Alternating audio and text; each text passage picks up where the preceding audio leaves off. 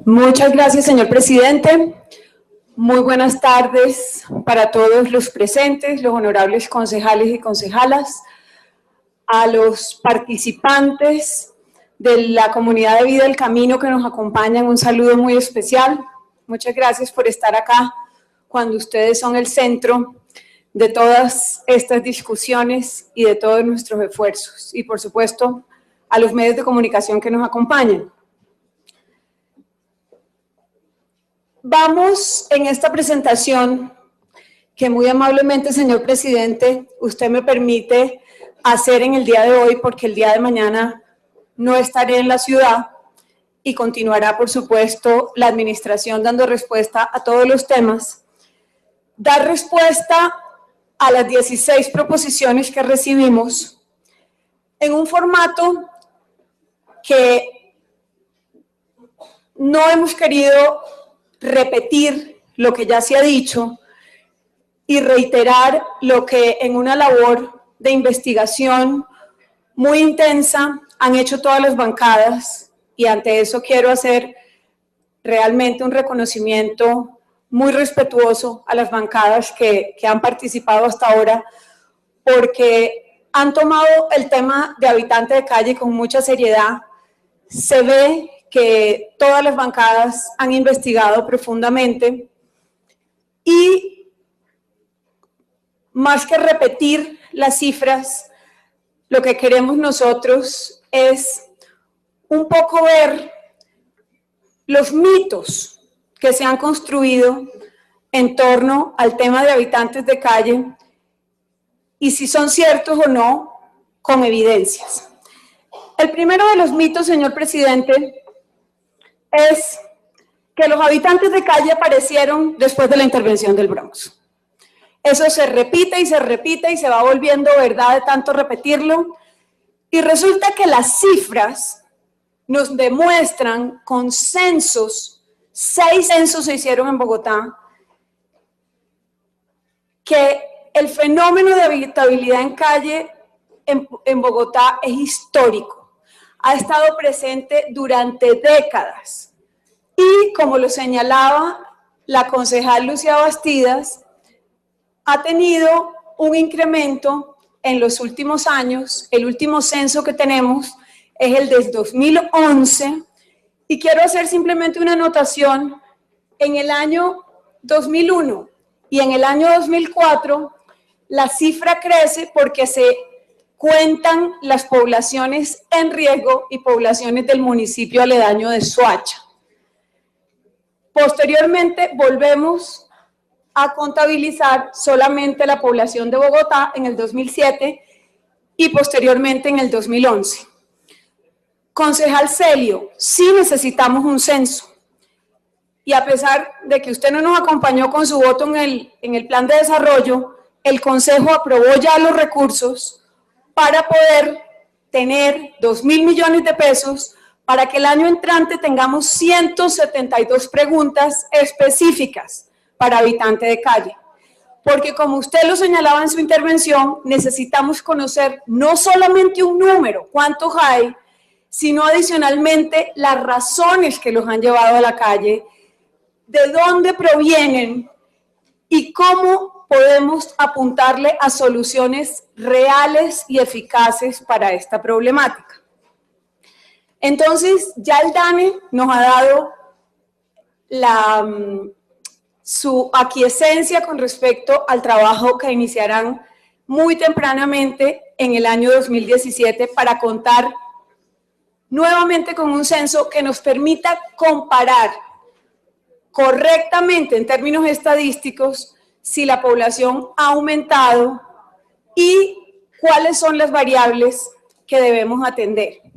Adicionalmente, las próximas 2 diapositivas muestran caracterizaciones que, como lo señalaba la concejal del partido Mira, se hicieron en cabeza de la Secretaría Distrital de Integración Social.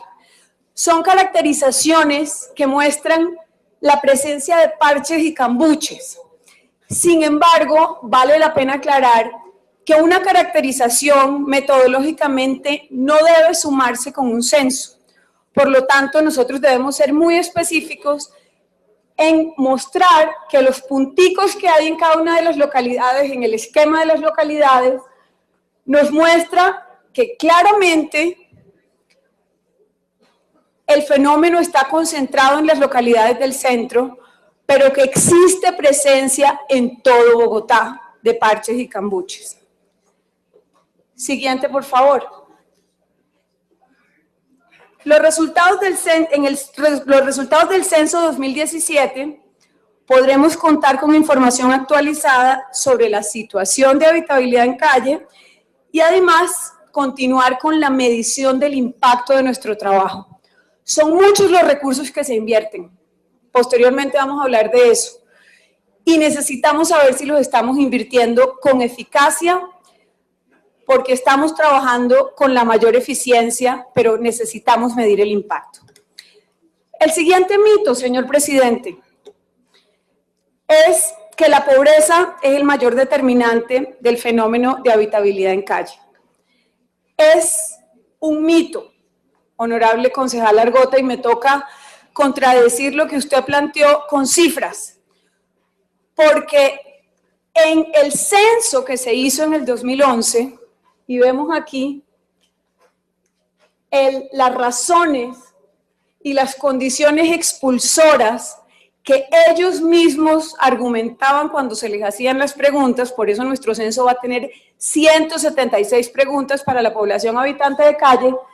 Nos dicen que la primera razón de ser es el consumo de sustancias psicoactivas. Entonces ahí ya tenemos un indicador de a qué le tenemos que apuntar: al consumo. Pensar que proliferar el consumo va a mitigar el problema es totalmente un contrasentido. Segundo, el deterioro de la red familiar. Y esto además se corrobora con las otras variables que se cruzan: castigos físicos, el 7%, búsqueda de medios de subsistencia, solamente el 4%. Hay una gráfica siguiente que me gusta mucho, que nos demuestra cómo la línea anaranjada, que es la línea de pobreza en Bogotá, la línea rojita de abajo, que es la de pobreza extrema, van contrarias a el aumento de la población de habitabilidad en calle. Cuando nosotros hablamos con las personas que están en los centros de recuperación, muchos de ellos son profesionales. Muchos de ellos tienen un nivel educativo que nadie lo pensaría, de universitario, inclusive de posgrado. Y la gran mayoría, como lo mostraba la gráfica también, hablan de que su situación en calle obedece al abuso de sustancias psicoactivas, y ese es el común denominador. No es la pobreza, como lo muestra esta gráfica. Siguiente mito, señor presidente. Bogotá está enviando en camiones los habitantes de calle a otras ciudades. Ahí vi muchos tweets de Pereira, de Aguachica, Cesar, en fin, como si nosotros tuviéramos como política la expulsión. No solamente no es cierto, sino que es todo lo contrario. Bogotá es receptora de ciudadanos nacidos en otras ciudades y en otras regiones del país que están en condición de habitabilidad en calle. Y lo digo además como una persona que no nació en Bogotá y que Bogotá me ha acogido, como lo dije en el debate pasado. Nos muestra la torta. El 40% de las personas que según el censo del 2011 estaban en la calle no nacieron en Bogotá. ¿De dónde vienen principalmente? Valle del Cauca, Antioquia, Cundinamarca, Tolima, Caldas, Eje Cafetero. En días pasados nos denunciaban de la ciudad de Pereira que habían llegado camiones, que habían llegado 2.000 habitantes de calle de Bogotá. Nosotros ni tenemos eso dentro de nuestra política pública, ni conducimos obligatoriamente a nadie a ninguna parte.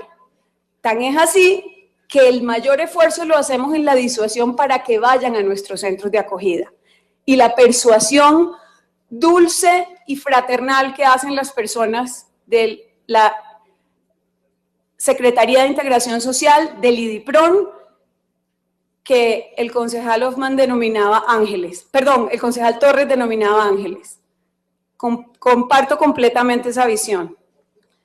Siguiente mito, porque es que mucho se ha dicho sobre esto en Bogotá, y que se hable del tema, nosotros lo vemos como una oportunidad para prestar un mejor servicio, para mejorar, para transmitir la necesidad de ser corresponsables en la política pública, pero no para decir mentiras y no para construir leyendas urbanas que no tienen ningún asidero en la realidad. No existe un modelo de atención integral para los habitantes de calle. Falso. Falso. Existe un modelo distrital que empezó, de hecho, cuando ni siquiera la Secretaría de Integración existía, que empezó con el liderazgo de personas como el padre Javier de Nicoló, como la excongresista que en paz descanse también Gilma Jiménez, cuando existía el Departamento Administrativo de Bienestar Social, y que dieron origen a la política pública que tenemos hoy en día, que ha sido desarrollada a lo largo de los subsiguientes gobiernos y que adicionalmente dio origen a la ley que por primera vez está demostrando, como lo señalaba la concejal Gloria Díaz en un pasado debate, que este es un fenómeno nacional, no un problema exclusivamente de Bogotá. Y aquí está, siguiente por favor. Lo que nosotros como ciudad tenemos en esa política pública. Primero, una mirada preventiva. No podemos dejar de ver lo que está a la luz pública. Los niños cada vez consumen droga más temprano. Nos lo decía el concejal Torres, nos lo señalaban los concejales que plantearon aquí que en los operativos de la semana pasada encontramos niños de 9 años, de 8 años completamente abusados, drogados e intoxicados en los operativos. Y no solamente fueron atendidos como corresponde, de acuerdo con el Código de Infancia y Adolescencia, por las autoridades especializadas como la Policía de Infancia y Adolescencia y el Bienestar Familiar, sino que nos demuestran que esta pandemia del consumo y el abuso de drogas debe ser atendido desde la óptica de la prevención. La educación en calle, y la educación en calle como segundo componente del modelo de atención integral hace énfasis en la corresponsabilidad. Estaba hace pocos minutos una persona denunciando que en la sexta se está impidiendo que distribuyan comida. No estamos impidiendo, estamos suplicando que esto no se haga, porque esto se convierte en un factor de permanencia, porque dar una moneda es contribuir a que se engorden las joyas del microtráfico y del narcotráfico en Bogotá. Lo vimos con la operación del Bronx. Vimos que la cuarta línea de negocio eran las máquinas tragamonedas para capturar la monedita. No querían dejarle ni siquiera la monedita a los habitantes de calle. Tenían que dejarla ahí, además de todo lo que salía por distribución de estupefacientes, por abuso, por redes de prostitución, en fin. Necesitamos que la ciudadanía entienda que la mejor forma de abordar esto es entendiendo que estamos hablando de seres humanos, como lo decía alguno de los participantes del programa, mirarlo a los ojos y decirle, no le doy la moneda, vaya a un centro. Y por eso lanzamos una campaña en la que nosotros estamos diciendo, vamos con la operación ¿Cómo está? porque estamos hablando de seres humanos, a invitarlo a que recupere su vida. El tercer componente de la política es la calidad. En eso, concejal Torres, coincidimos. Y lo planteaba el exprocurador hace unas semanas en un foro en el Congreso de la República. Hay que volver atractivo todo lo que compone la oferta distrital del IDIPRON, de la integración. Estamos en eso. Por eso estamos trabajando con la Secretaría de Cultura, con IDARTES, con el Instituto Distrital de Recreación y Deporte, concejal Venus, para que podamos competir con la calle. Pero necesitamos, por supuesto, los recursos y el apoyo de las instancias, no solamente públicas, sino también de la ciudadanía. El siguiente componente de esa integralidad es la diversificación de la oferta. Claro, concejal Celio, que no todas las personas son iguales, ni tienen la misma necesidad. Por eso tenemos, primero, una claridad muy establecida entre la competencia del IDIPRON y la competencia de la Secretaría con respecto a las edades. Pero adicionalmente a las etapas que están pasando cada una de las personas, gracias, en sus distintos procesos. Por eso, además, estamos dándole una resignificación a las relaciones familiares de las personas que están en nuestros programas. Y un día a la semana en Bacatá, otro día a la semana en El Camino, en las jornadas que ellos denominan comunitarios, hay unos procesos de reconstrucción de las redes familiares, porque lo que necesitamos es fortalecer esa autonomía en la decisión de recuperar la vida, pero ayudarles. Y el quinto componente es la sostenibilidad. Y aquí tengo que señalar que fue el alcalde Enrique Peñalosa el pionero en su primera administración en hacer convenios con el Jardín Botánico, con la empresa de acueducto de alcantarillado, con el IDIGER, que tenía otro nombre en ese momento, para que las personas que pudieran conseguir superar las condiciones de adicción pudieran contar con una verdadera inclusión. Y la verdadera inclusión parte de recomponer las habilidades y contar con una capacitación y un entrenamiento, y eso lo estamos haciendo en nuestros centros, y por supuesto aterriza en la posibilidad de volver a contar con un trabajo que debe ser remunerado, que debe ser un trabajo digno y que debe significar el primer paso para que ellos puedan garantizar el egreso de los programas de la administración. Aquí hay un seguimiento, aquí hay un acompañamiento permanente de profesionales en el trabajo social, en la psicología, que lo que quieren es que estas personas puedan superar su condición. La gráfica siguiente nos muestra la ruta. Y la ruta, por supuesto, parte de la decisión de estar o no en los servicios que tiene el distrito. Lo primero es la operación cómo está. Las 200 personas que están en la calle con las chaquetas azules, agachándose, mirando a los ojos a estas personas que se encuentran en un estado de indignidad, y en eso coincido con el concejal Argote, de lo que se trata aquí es de recuperar la dignidad, pidiéndoles que vayan. Y si acceden, entonces entran al hogar de paso día, si quieren quedarse van al hogar de paso noche, y posteriormente, si quieren superar su condición, van a la atención transitoria y a las comunidades de vida. La siguiente gráfica, por favor, nos muestra cómo IDIPRON tiene la misma metodología. En vez de operación ¿Cómo está?, se llama Operación Amistad. Un nombre hermoso que le puso el padre Javier de Nicoló y que el padre Wilfredo ha querido recuperar. Y se trabó la presentación. Siguiente, por favor. Gracias. Sí, Operación Amistad, continúa el plan de vida a los centros Oasis 1 y 2 y posteriormente a los internados y nuevamente a recuperar las redes familiares y a conseguir un trabajo para los muchachos.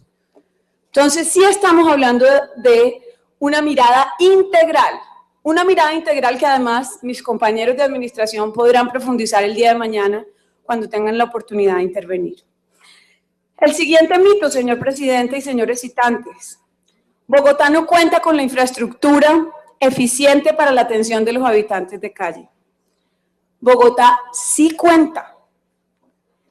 Entre la Secretaría Distrital y el IDIPRON tenemos 2.700 cupos exclusivos para la atención de esta población. Y se los voy a mostrar en las distintas etapas. Capacidad de atención solo día 700, noche 1.104, total capacidad de atención 1.804. Y aquí, para empezar a dar respuesta también a lo que el honorable concejal Argote planteaba sobre la infraestructura, claro que la hemos construido en los últimos años. Ni más faltaba, si para eso son los recursos públicos y para eso son las administraciones, para invertir en las políticas sociales. El Centro de Atención Transitoria se construyó en 1998 y el Centro Bogotá en el 2015 y por supuesto lo estamos utilizando. Si no, estaríamos incurriendo en un error al no construir lo que sea, al no utilizar lo que se ha construido con recursos públicos. Lo que pasa es que sí hemos querido darle un manejo de atención y una mirada integral a la atención donde no solamente contabilicemos las motiladas o los almuerzos como atenciones, sino que podamos verificar que cada una de estas personas tiene un registro, tiene una cédula y tiene un seguimiento. Ahora nosotros hablamos de personas atendidas, porque la persona es el centro, no las atenciones, ni las motiladas, ni los almuerzos. Doctor Argote, estamos en proceso de aumentar la capacidad instalada. De hecho, esta semana estamos ampliando 290 cupos. Y cuando el concejal Sarmiento decía, usted dijo que no había suficientes camas y tuvo que acudir a ONGs, no es que tuve que acudir, es que precisamente de eso se trata, de garantizar una oferta eficiente que no se construyan elefantes blancos, concejal. Nosotros no podemos construir capacidad para 10.000 personas y dejar las camas libres. Vamos evaluando permanentemente la capacidad de nuestros centros, cómo se utiliza la oferta, ya le voy a mostrar ese seguimiento, cómo lo hemos hecho, y en la medida en que se necesite más, vamos ampliando en las distintas localidades, porque no podemos generar una sobrecarga en las localidades del centro, porque se perpetúa el fenómeno en las mismas localidades. Necesitamos descentralizar la capacidad instalada, bajo distintas modalidades, pero todas utilizando las herramientas que nos da la ley y las posibilidades de usar los recursos públicos con eficiencia, porque estamos controlando el precio de cada uno de los cupos en cualquiera de las ofertas que tiene el distrito. A continuación están los servicios que también está ampliando el IDIPRON. Concejal Torres, usted le preocupaba que en la discusión de la armonización no tuviera IDIPRON los suficientes recursos y aquí estamos demostrando que se está aumentando. Ya Liberia pasa a estar en cabeza nuevamente del IDIPRON. Y así la capacidad siguiente de atención en internado y externado va a ser de 4.587 jóvenes. Ahí está, concejal Castro, esa inquietud que usted tenía sobre los programas sociales del IDIPRON. La siguiente nos muestra dónde están localizados estos centros. Muchos de ustedes han querido ir a visitarlos. En algunos casos nos han pedido compañía, en otros casos nos han dicho queremos verlos sin que haya ningún funcionario. Y por supuesto las puertas están abiertas y el control político lo hemos permitido ejercer con toda la transparencia y con todo el respeto por los honorables concejales. Aquí están los centros de Mártires, de Puente Aranda, de Antonio Nariño, inclusive de Engativá, donde viven los compañeros que están allá y que participan en el proyecto El Camino. Otro mito. Los centros de atención del distrito no tienen cupo. Entonces nos dicen, están llenos los cupos. No, señor. La capacidad promedio está en un 83%. Y ahí tenemos, en la siguiente diapositiva, cómo Hogar de Paso Día está en un 72, 81, 84. Esto es fuente del 28 de mayo al 31 de agosto. Sin embargo, en la medida en que vamos monitoreando, porque además somos muy juiciosos en la caracterización y en el monitoreo, tanto de los espacios como de los contactos activos, vamos ampliando la cobertura. Siguiente mito. El operativo en el Bronx se improvisó y la ciudad no estaba preparada para atender a los habitantes de calle. Personalmente, participé en distintas reuniones con el doctor Daniel Mejía, con el Instituto Colombiano de Bienestar Familiar. De hecho, y aquí lo planteo con toda transparencia, aplazamos el operativo en varias oportunidades precisamente por no improvisar, precisamente por contar con los defensores de familia que mencionaba la concejal Bastidas aquí en Bogotá. De distintas regiones tuvo que traer el Instituto Colombiano de Bienestar Familiar a los defensores y los citó para una capacitación, porque lo que no podíamos era poner una valla diciendo que íbamos a intervenir el próximo fin de semana en el Bronx, como se imaginarán. Entonces, esto se hizo en la máxima confidencialidad, pero con la mayor de las precauciones, con el trabajo interinstitucional y con la presencia de las autoridades necesarias para que el operativo fuera lo que efectivamente fue. Un operativo sin una sola víctima, sin un herido, sin una bala, y con las personas atendidas no solamente respetando sus edades y lo que el Código de Infancia y Adolescencia establece, sino con perspectiva de género y con atenciones en salud durante todas las etapas. La danza de las cifras. Resulta que los números sí nos suman, honorable concejal Sarmiento, porque Daniel hablaba de 3.000 y yo hablaba de 2.000, pero se le quedó pendiente las personas atendidas por el IDIPRON. Ahí están los 3.000. Y de hecho cruzamos la base de datos porque muchos entraron por Oasis, puede dar fe el padre Grajales, y en la medida en que confrontábamos su edad, de acuerdo con la caracterización que hizo la Defensa Civil, los destinábamos a un espacio para menores de edad o a un espacio para adultos en donde ellos sí tenían que aceptar la participación y ser conducidos a los distintos espacios. Desde el 1 de enero, 10.425 habitantes de calle atendidos por la Secretaría, 12.500 si sumamos las poblaciones de IDIPRON. Cuando se le pregunta a IDIPRON, nos habla de más de 4.000 personas. Sí, porque si cuando se hace un operativo, muchas personas mienten con respecto a su edad. Los niños son los primeros que dicen yo soy mayor de edad, porque no quieren ser conducidos a los centros de protección.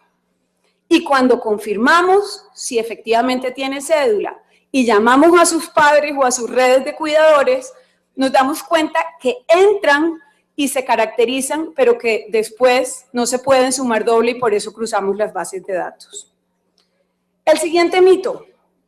Los habitantes que se ubicaban en la zona del Bronx no están accediendo a los servicios para los habitantes de calle. Tenemos registros por persona de 2.835 personas atendidas. ¿Provenientes de dónde? Provenientes de los distintos operativos. Ahí nos muestran que 1.567 de los de la Secretaría decían provenir del Bronx. 171, 5 huecos. 118, operativo de San Bernardo. 270, carrera 30 con calle Sexta. 578, más de una. Y es que nuevamente estamos hablando de la libertad como valor supremo de nuestra Constitución. Muchos han llegado una vez, acceden a estar en los centros 1 o 2 días y vuelven a salir. No pueden ser privados de la libertad a menos de que hayan cometido un delito. Y de hecho, muchas de las gráficas nos muestran que hay personas que, si quieres, Lili, pasemos al de la recurrencia. Es siguiente. Exacto, a este. Donde nos muestra que el 25% están entre 1 y 2 días, el 13% de 3 a 5 días, 1.086 personas entre 6 y 10 días, 745 entre 11 y 15 días. Entonces la pregunta ¿es exitoso o no es exitoso? ¿Será que vale la pena? Y yo les respondo con toda la humildad, claro que vale la pena. Una vida que uno logre salvar vale la pena. Y muchas de las personas que están en los centros hoy recuperándose dicen, yo estuve antes y volví al Bronx, y antes estaba en otra calle, y antes estaba en 5 huecos, porque estamos hablando de poblaciones flotantes. Esto no era un sitio donde la gente entraba y no volvía a salir más, porque de hecho, y hay distintas ocupaciones, algunos robaban espejos, otros reciclaban, otros vendían droga, otros actuaban como campaneros. Entonces las personas entran y salen, pero nuestra oferta sigue estando allí. E insisto, una vida que logremos salvar le da razón de ser a todo este programa y a toda esta política. El siguiente mito. En los centros de atención del distrito existe hacinamiento y condiciones indignas para los habitantes de calle. Y a esto yo creo que una imagen vale más que 1000 palabras. Aquí lo que yo los invito es a que vayan y conozcan lo que nosotros hacemos. Están las puertas abiertas. De hecho, al Hogar de Paso Día de la carrera 35 han ido 3 visitas en agosto. A Bacatá, 2 visitas. Al CAT, 2 visitas. Comunidad de Vida del Camino, 2 visitas. La personería ha estado acompañándonos en todos los operativos. Si tenemos dificultades, somos los primeros con humildad en decir, sí tenemos esta dificultad. Y pedimos ayuda. Y por eso tratamos permanentemente de estar ideando mecanismos para volver cada vez más atractivos nuestros espacios y nuestra oferta. No somos perfectos, no, por supuesto. Y sería yo una mentirosa en decir que aquí se está actuando a la perfección. Somos humanos. Hemos cometido errores y lo hemos cometido como administración históricamente. Regalando droga, no exigiendo corresponsabilidad y deberes a las personas que llegan a los centros. A veces, históricamente también, como lo señalaba el concejal Martínez, poniendo en riesgo a las personas que trabajan. Y por eso cuando decimos, usted puede entrar, pero hay unas normas de convivencia. Si tiene armas, me las deja aquí en este locker.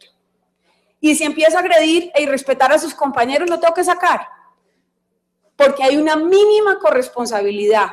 Y así como los ciudadanos tienen derechos, tienen deberes. Y es la forma respetuosa de relacionarse con estos ciudadanos.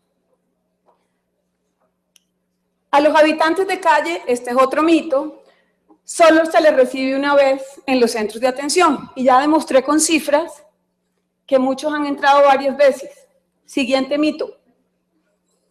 No existe ningún tipo de oferta para los habitantes de calle que no quieren ir al distrito. Esto también es falso. El distrito, y mañana el doctor Luis Gonzalo lo podrá demostrar con cifras, ofrece servicios en salud de urgencias, de psiquiatría, de odontología y a través de la Secretaría de Educación en calle y orientación permanente. Para eso tenemos las personas en la calle, para cumplir con lo que dice la política pública aprobada por este Consejo en cuanto a la redignificación de la vida en calle y la resignificación de las personas que deciden estar en la calle. Presidente, ¿me permite una pregunta muy concreta sobre él? Adelante, concejal. Gracias. Doctora Consuelo, en la anterior, si volvemos a la anterior, por favor. ¿Quién? Donde estaba usted diciendo que la educación en calle, a través del concurso de la Secretaría Distrital de Educación.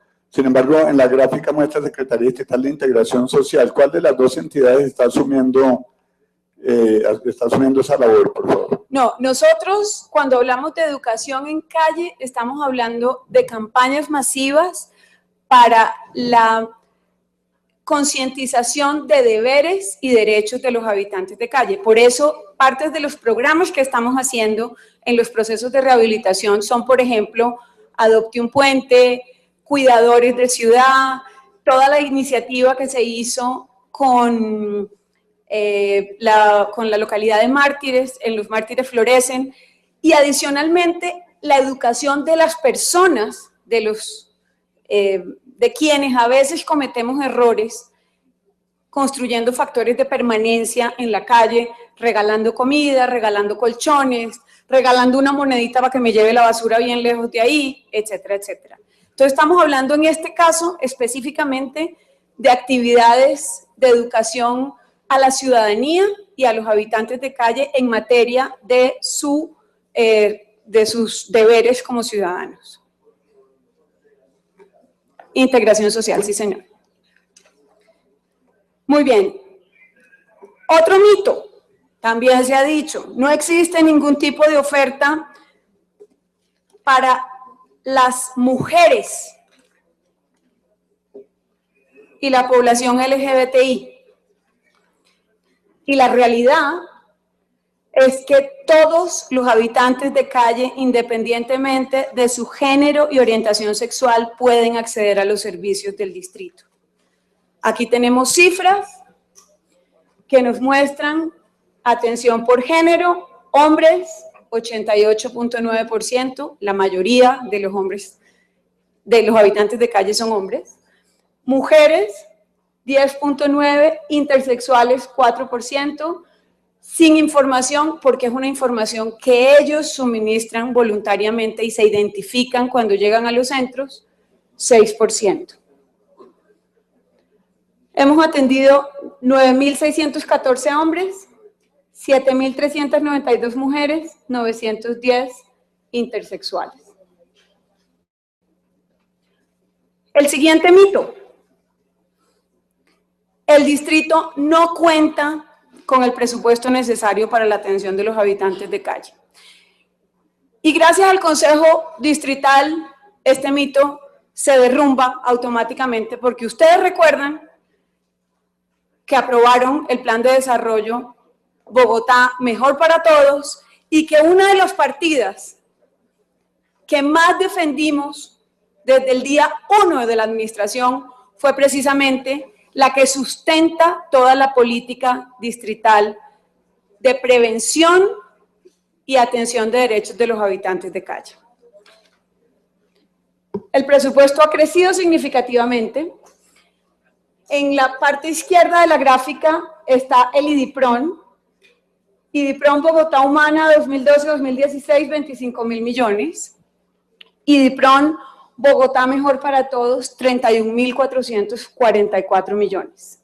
Secretaría Distrital de Integración Social, Bogotá Humana 86.000 millones y Bogotá Mejor para Todos 170.705 millones. Presidente Argote. Gracias. Adelante. Gracias. Señora secretaria, podríamos, no sé si tenga usted ahí la información de ejecución presupuestal de esos rubros actualizada. Es que nos preocupa mucho que integración social en el proyecto, aquel famoso de los 5.000 millones de pesos, registra una ejecución del solo el 4% al 31 de julio. Entonces no sé si podamos tener unas cifras de ejecución para poder contrastar con las apropiaciones presupuestales. Muchas gracias, señora secretaria. Sí, señor. Con gusto le puedo hablar de cifras, honorable concejal, de ejecución del año 2016. Le recuerdo que esta partida son los 4 años del plan de gobierno. Enseguida le doy las cifras a hoy de ejecución, tanto del IDIPRON como de la Secretaría de Integración Social en materia de año 2016, que es el que estamos cursando. Aquí menciono las cifras aprobadas por el Honorable Consejo en el plan de los 4 años. Muy bien, señor presidente, yo creo que con esta diapositiva termino agradeciendo su amable atención y tratando de derrumbar muchos de los mitos que se han construido en torno de la política de habitante de calle. Muchas gracias. Gracias, María Consuelo, felicitaciones por su exposición clara, con muchos mitos, ¿no? Nos sentimos en la mitología griega, doctora Consuelo. Bueno, señores, después de la intervención de la Secretaría de Integración Social, de María Consuelo Araujo, continuamos con el debate el día de mañana, que intervendrán las bancadas faltantes, los concejales que quieren intervenir, e igualmente tenemos unos invitados de parte de la comunidad para el día de mañana. Se suspende el debate, se levanta la sesión.